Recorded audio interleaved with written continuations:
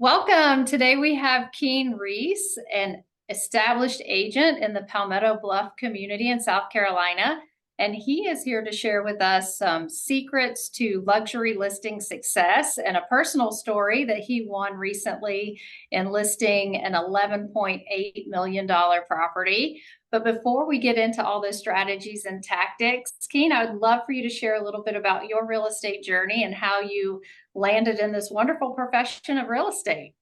Well, thanks, Debbie. Thanks for having me. I'm excited to be able to share some of my experience and background. Backing up over, gosh, believe it or not, over 20 years ago, almost 25, graduating from college. I had grown up in the real estate business, more on the commercial side, and didn't expect to really get into the residential side, but I kind of fell into it knowing some people in the Atlanta market, and initially started on the developer side of the business, and then realized pretty quickly that I had some draws down to the coast of South Carolina. So randomly, I moved down despite some guidance from some other mentors of mine, thinking I had a lot of business that I could potentially have in Atlanta. I wanted to raise a family and just be exposed to the coast, and foresaw a lot of opportunity, but down between Savannah and Charleston, or Savannah and Jacksonville. So I moved down actually to Savannah, and ended up landing a job at Palmetto Bluff, where I still am involved daily. And so it's been a real unique experience. I wanted to get involved in a piece of property that was very unique, not so much a golf course community, but one that recreation was very different. And I had the very fortunate experience being hooked up with a gentleman by the name of Jim Mosley. He had just been recruited from Hawaii to develop the 20,000 acres of Palmetto Bluff. And Jim wasn't a golfer, and he was the goal there was to make it very different, exactly what I'd been looking for. And not only that, he was a great teacher too, and exposed me to a buffet of different real estate aspects. And while starting in the developer world at Palmetto Bluff, which I was on the developer team for 5 or 6 years, I morphed into the real estate role where I am today. So that's kind of a quick background. There were lefts and rights all throughout there, but I today find myself on a team that I started with on the developer sales team at Palmetto Bluff. 3 years ago, we went out on our own for various reasons, and focused solely on that Palmetto Bluff market, and the relationships that we've cultivated for the last 20 or so years. And so that's our goal, making sure those relationships are ones that we not only care a lot about, but make sure we stay on top of. And our goal is to, anytime someone's having a resale conversation, be in on that conversation, so we have a shot at helping them move or relocate within the community. So Yeah. Yeah, it's been very busy and a lot of fun. Yeah, that's great. And one thing you mentioned too that I think is important for pointing out is that you're still very well established in that community. And from what I understand, the only community that you serve as an independent brokerage as well outside of the community, correct? That is correct. Our team, the Ussery Group, is unique. Thomas Maybank, Michael Hare, and myself do focus solely in that Palmetto Bluff market. We have two other partners, Johnny Ussery and his son Jeff, that work outside the gates, and it's a good relationship. If we do, for some reason, have someone selling in Palmetto Bluff that wants to move outside, we can then work within the team to help them. And so that's how that works. Oh, So. that's great. So I was curious about that, where that business went once you sell the property. So you do have an additional team member or team member set up to help the purchase side of the relocation. Yeah, it That's works out great. great. So I have been to Palmetto Bluff once. It's a beautiful community. We went and ate dinner at the clubhouse there. And so if you don't mind, give us the 30-second overview of what does Palmetto Bluff have to offer? So been a lot of places, and I've obviously drank the Kool-Aid, but it's special in the sense that it's really probably the largest barrier island on the southeastern coast. 20,000 acres. To give you some context, that's 1.5 times the size of Manhattan. But we've gone about it completely different. while there is a golf course and now a 9-hole reversible course that was just constructed. That's just one of the amenities that I alluded to earlier that make it so unique. But the property is so special that there's 39 miles of river frontage. So getting people out on the water, crabbing, shrimping, and fishing, inshore fishing and offshore fishing is very accessible. And then obviously getting out on the river, just doing the things that people love to do in this area is a lot of fun for folks. And then, you think about the low country and everything that comes with it, whether you want to shoot sporting clays, whether you want to just get out and enjoy the weather we have year round. There's trails to do that. But at the heartbeat of the community is the hotel at Palmetto Bluff. It's a Montage property.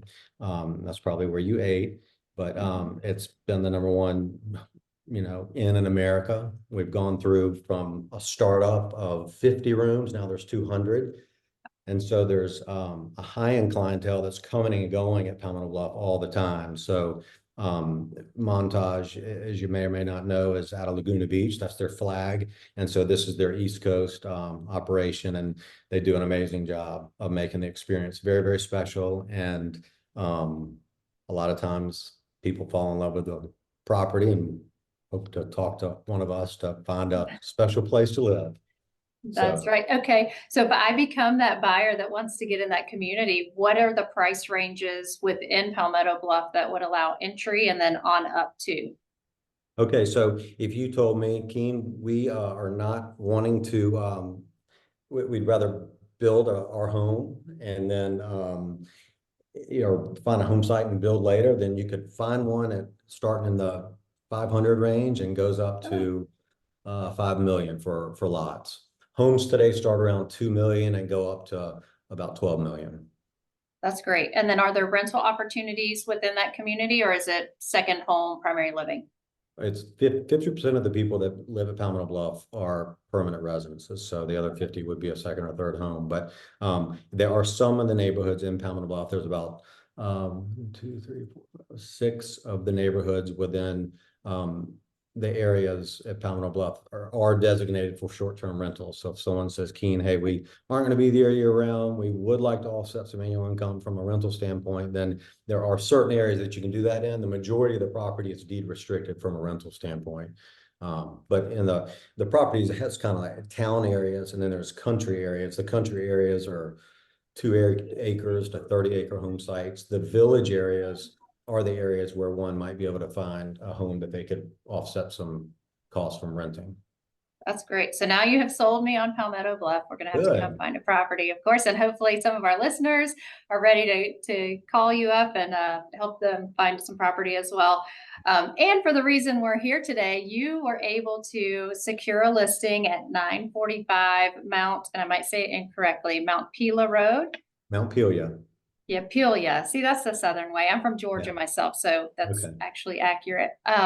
So Mount Peoria Road for 11.875 million, and would love to have you tell the story of this specific property, because I know when we spoke previously, you were talking about the different aspects that came into play with this listing, from understanding the mindset and the motivation of the sellers, the psychology of the buyers, how we establish price, how we stand firm on compensation, all of the pieces that came into play to win this listing over what sounds like was a competitive situation for obtaining the listing. So I'm going to turn it back over to you.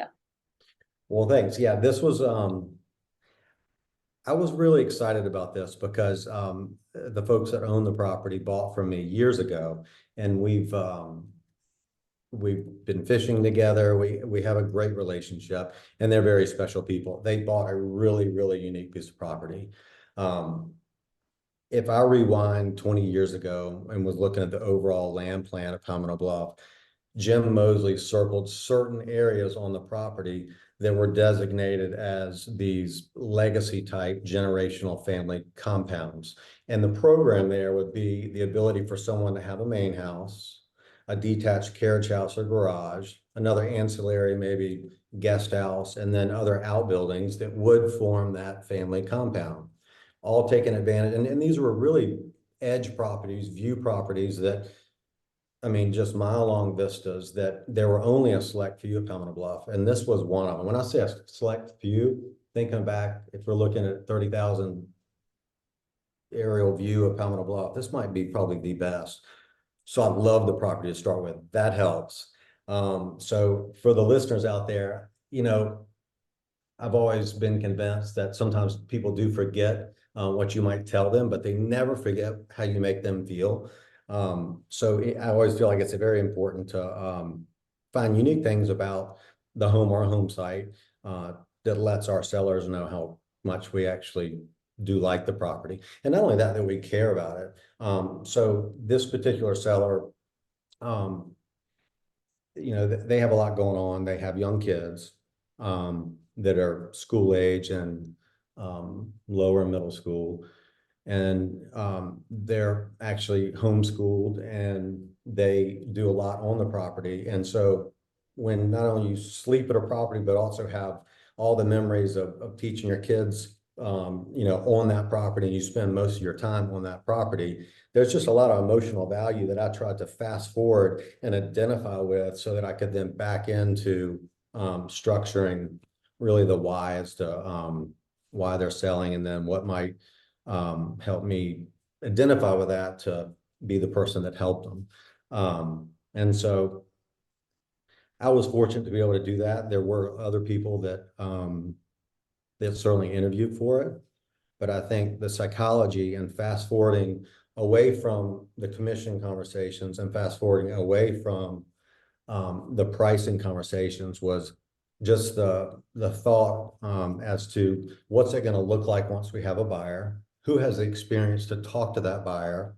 And fortunately, our groups sold all the high-end homes within Palmetto Bluff. So we were able to speak to those points and then talk about, how we can get it to a successful close. So kind of, a little bit of a departure from, obviously we need to know the property. We need to know, what it should be valued for and have those talking points. But just, I think the psychology of understanding who we're talking to, the property itself, and then what it's going to look like with a buyer. And then the psychology of that, those conversations is what's going to really help us now more than ever. I feel like we were in a world where maybe so much that didn't matter over the last 5 years. Now it does. And so how are we going to be a little different with our sellers and then our buyers too? Because I think we're just in, not only now I feel like we're in a different world, but I think we're approaching a way different world. We're just going to get better at all those fronts. So Yeah. that's what I tried to focus on, and I'm fortunate it worked out. I was able to speak to the history of the property just because I knew it. This particular property was an old barge. There was an old barge that took turpentine and cattle to and from Savannah. So there was a lot of history that we were able to talk about from a marketing standpoint, and then just kind of identify why it's so special. And I think they appreciated that. So. Yeah, a couple things with that. And if you don't mind, I'm going to do a screen share so they can see this actual property I pulled up on your website at the Usry Group.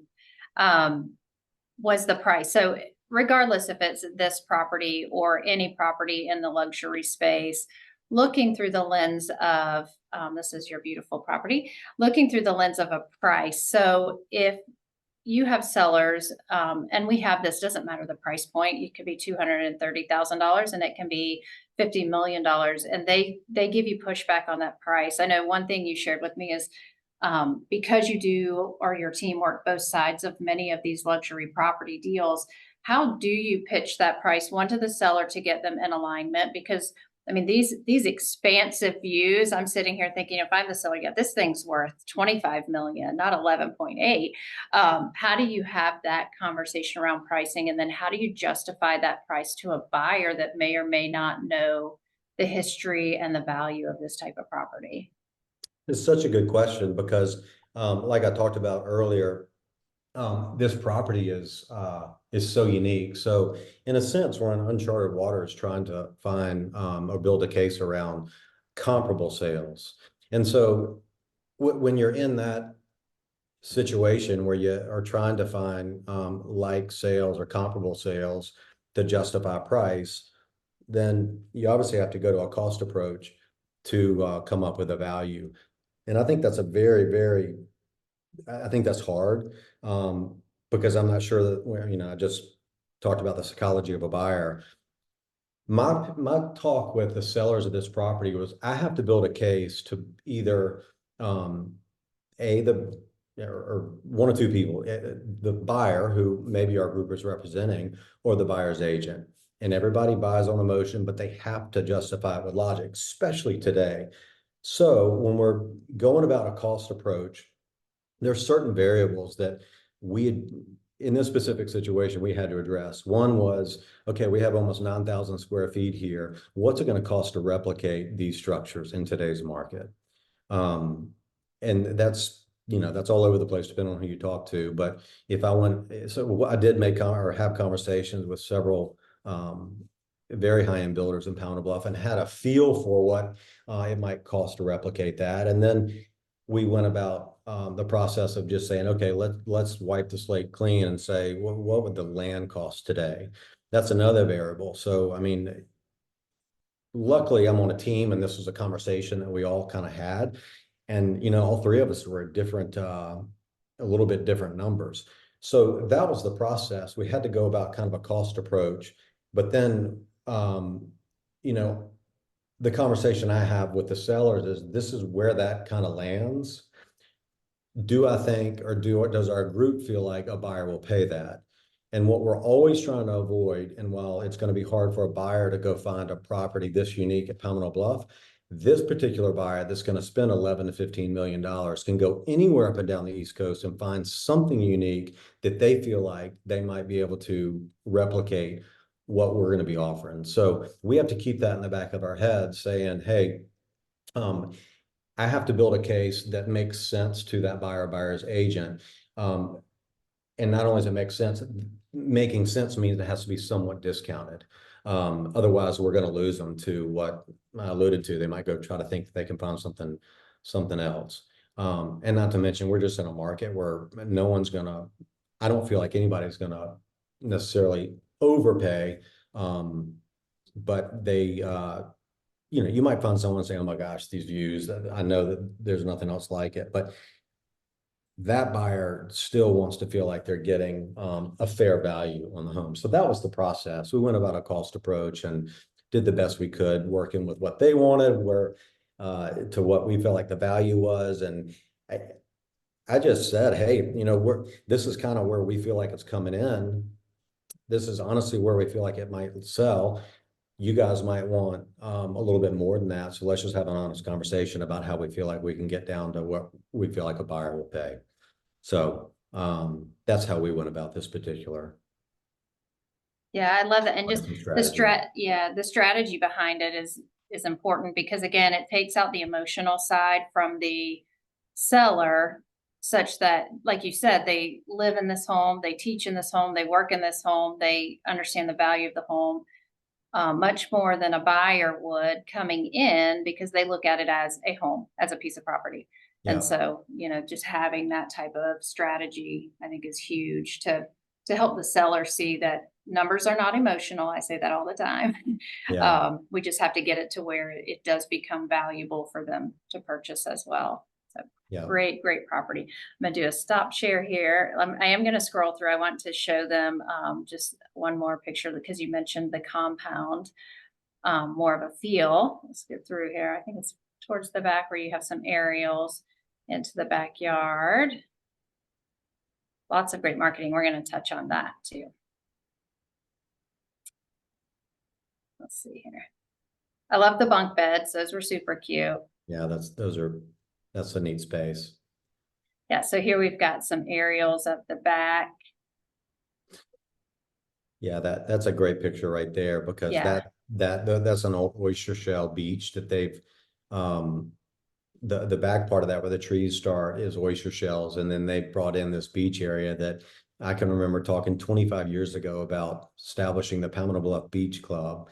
And we talked about while Pound Bluff's not on the beach, we're going to make our own beach. And we didn't do it, but these owners did. So they have the ability, they brought in sand and made a cool little area there. You can bring a John boat in and out right there at his title, but you can. And then I, no joke, I was tasked early on with going and learning all 20,000 acres because that's just what they wanted me to do.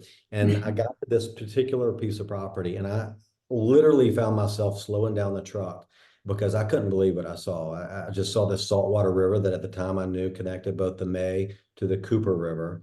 And Mhm. then I saw these ancient live oaks that I knew had stood, the test of time. And they were probably 200, 300 years old. And then I looked over to my right, I love to fish, and I just saw this saltwater flat. I was like, oh my gosh, they're redfish tailing right there. That is absolutely unbelievable. So I just thought, oh my gosh, this is amazing. And that's what's also so neat about this family that owns the property. They love all that stuff and their kids do too. And they've really been able to enjoy that. So I'm really hoping, fingers crossed, that we find somebody that's able to enjoy all that as well, because there's no other place on Pound Bluff you can actually do that. Yeah, well, I see you raising your hand to purchase the property. You light up when you talk about it, so If maybe it you're weren't the for the next. money, Debbie, I might. So that would be I me. understand. I Yeah. understand. Well, talk to us a little bit about compensation on this type of property, whether you share openly what you charge or how your structure is for all of these luxury properties. I know commission is a conversation we're having quite a bit right now. And especially in the luxury market, I get through coaching calls questions on, I'm going to list this $3 million property. What do I do on the compensation side? So, what direction can you offer, or does your group follow for discussing compensation with your sellers? Well, to us and to me, especially, and to my partners as well, I feel like the compensation and the commission piece is something that you really want to get out in front of. And really what compensation means to me is value. Like, what value are you going to add to us in working for us? And so ultimately the goal is to sell the property, and that's certainly valuable, but they may be able to find somebody do it for less. I don't think they would do as good a job. I don't think anybody does. I think it's important for all of us to believe that and know that. It's like walking up to bat. I tell my son all the time, you got to know that you're going to win this at bat, and you're going to, it's you against the pitcher and you're going to win. And so I think it's key to have a sense of what kind of value you add, and have that and have those bullet points in your head to get in front of that commission conversation. We don't deviate. Now, we above a certain price point, we do come down on our commissions. We have our group has set a floor as to once we list a home over a certain price point, we will come down. Otherwise, we don't. I feel like we all fish in somewhat of a small pond. We do at Pamela Bluff, but the reality is we all do. Even if I were back in Atlanta, or if I were in Charleston, or the greater Bluffton area, Mhm. you don't want consistency is key. And I think that you don't want somebody at a clubhouse talking about how, Keene and his partners gave me X and you're paying Y. I mean, that's a killer to your business. You'll never be able to go back up once you come down on your commissions. I see it all the time where people are selling, you know, charging or getting these listings, and I'm looking at what they're paying from a co-broke standpoint, and it's a really low fee. We just don't do that. We try to establish what we do from a marketing standpoint, the value and our success. We, again, every home above, $10 million, $6 million in Palmetto Block, we've been fortunate to be on. So we're able to talk to that and talk about why that's valuable to them. Um, I do touch on the fact that exposure is key for property owners. And now we're talking about an $11.5 million home. So there are a lot of agents still going to want to sell it. But let's, even if it's not that, I still feel like that it's extremely important today to be on an even playing ground with every other property that's for sale. So if somebody's discounting their cooperating brokerage fee, and another home's not, I just feel like that it's human nature that that home's going to get more exposure. And so, again, we try to talk about that. I think that's the reality of it. people, are still going to want to get paid. And I think the homes that are going to get the most exposure is going to be the ones that offer a cooperating brokerage fee that's in line with others that might be on the market. Yeah, and you make a valid point on the value is key. And just in the specific points of the property, the community, who the ideal buyer or the target audience is versus someone who may not be working necessarily in that space. I know with me being in Wilmington, we see quite a bit of that, Raleigh or outside of Wilmington, working to list or sell properties in our area, and they just don't know about the fact that there wasn't actually a beach there originally, that that was made. So I mean, those key things. I know another piece of value that you all work really hard on in gaining maximum exposure is your marketing plan.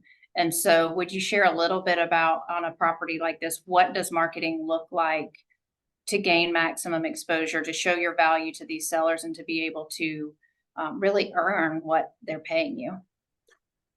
Well, first, the nuts and bolts of your question. Obviously, like anybody would, this is going to go into multiple, lists. And so you got that. You certainly talked about that. And that's just like the bare minimum of what we're going to do. We spend so much. We have 3 different marketing companies that help us. We have someone that does all our, that makes our branding consistent. That sends out mailers, everything that you see from an Ussery Group standpoint should be consistent over all social media platforms, should be consistent on all the websites, and then individual property websites like we developed for this one. It should be all very consistent. So those pieces all get married and catapulted on Charter One's luxury portfolio that Charter One does. And that's just something we're fortunate to piggyback on with our parent company. There's another team that has taken, put special attention into this particular property that we're able to. A lot of it is something that's just natural to a lot of listings, but then we have the ability to, bundle and do a lot of other marketing platforms that a lot of other companies can't. This property justifies pretty much everything. So we're throwing, as Brian says, the kitchen sink at this one to get the maximum exposure. That was one of the objections I have, because we know the big brands out there that we're not, that was really touting what they can do in cross market. What I try to do was really share past experience and what's working and what has worked. Here's what was really important, Debbie. Again, my partners and I started day one at Palmetto Bluff, and we worked very, very hard. We overworked, and I'm not real proud of it, but there weren't many days that we took off for about 15 years. What that did do for us is build a database that extremely is valuable. And that database is one that has gone in and found a buyer for every property, high-end property that's been sold at Palmetto Bluff. And that's not only reaching out through social networks and email blast and mailers, but we actually do pick up the phone and we make tons of calls all day long. Brian and I have goals that I try to hit every single day, from a time block standpoint, to reach the people that I think can buy this house. I also have some relationships in some bigger markets that I stay in touch with to try to just one more layer of, maybe there's someone out there, in Bozeman, Montana, or somewhere else that might, or down in the Bahamas, that might want something on the East Coast. And if they're around this area, they need to come look at this property because it's so special. So I do have good relationship in those areas.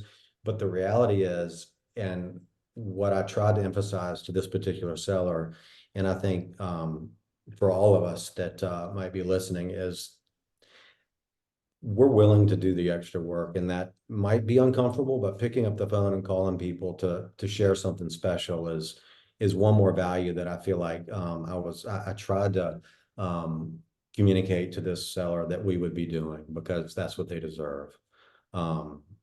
And so that's one of the biggest marketing.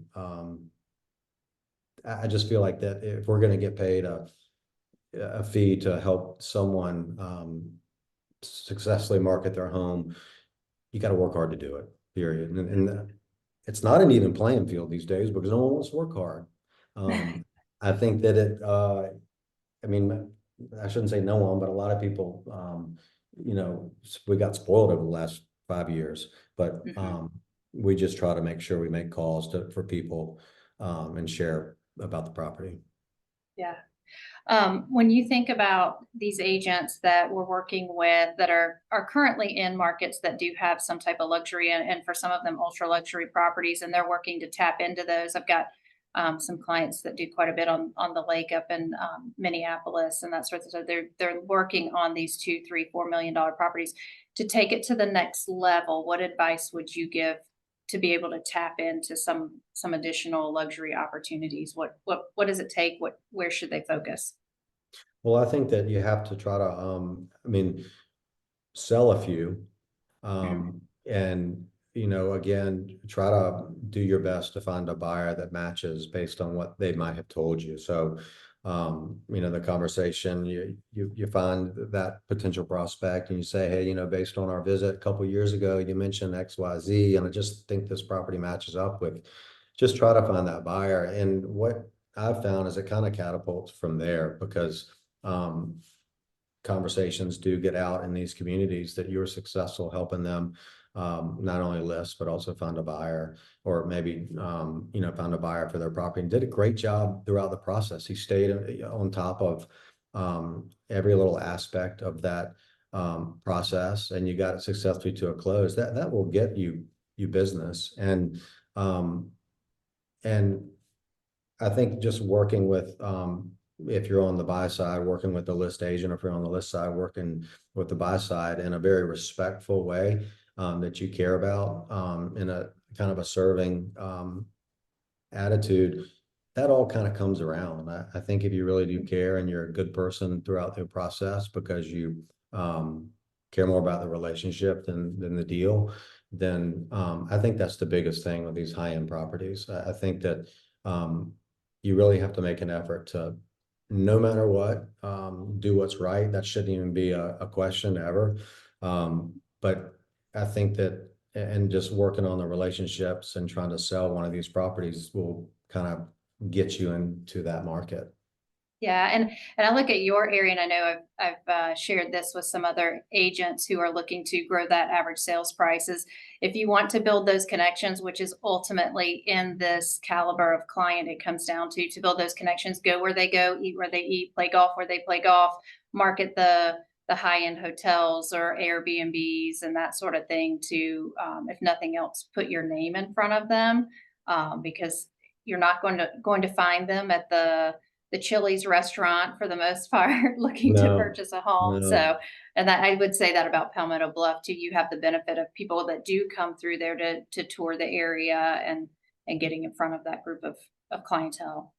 Yeah, and then when you are, I mean, you can relate, you can, when you're with those folks, you can kind of get a sense pretty quickly on who they are, how they operate, and how they act. Um, and just building that relationship and kind of going with that flow is key to kind of find a reason to dance, so to speak, so that they can start trusting you to help them.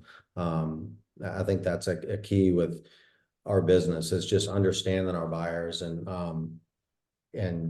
doing your best to relate with them. Mhm. That's a key to really helping them the right way. Yeah.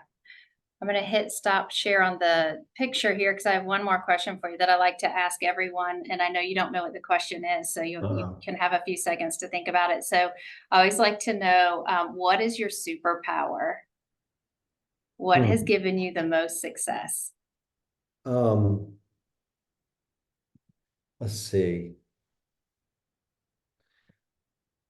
I have the ability to understand and relate with just about anybody. And it's hard for me to answer that because I don't want to sound like I just, It's a superpower. You have to yeah, have I guess so, but I have the ability to it. relate with somebody that's from the Northeast and moves quick and fast, and I have somebody to relate with, or I can have the ability to relate with somebody that moves real slow from the South, and I can have a good time, and we can enjoy the process throughout. So I have the ability to relate with pretty much anybody.